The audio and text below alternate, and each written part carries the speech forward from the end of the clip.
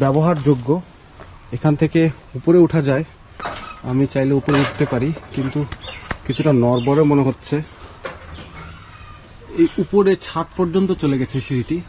এটি সেই যুগে ব্যবহার করা হতো। এবার আমরা এগিয়ে যাচ্ছি রানী ভবানী যে মহলটিতে থাকতেন সেখানে, যেটি একেবারে জরাজীর্ণ অবস্থায় পড়ে রয়েছে। মহারানী ভবানী ইংরেজ শাসনামলে একজন জমিদার ছিলেন। তার পিতা আত্মারাম এবং মাতা তমা দেবী চৌধুরী রানী। মহারানী ভবানীর পরবর্তী বংশধরদের মধ্যে জগদীন্দ্রনাথ ছিলেন স্বনামধন্য রাজা। তার মৃত্যুর পর তার পুত্র যোগীন্দ্রনাথ বড় তরফের রাজা হন, কিন্তু তিনি কলকাতায় স্থায়ীভাবে বসবাস শুরু করেন।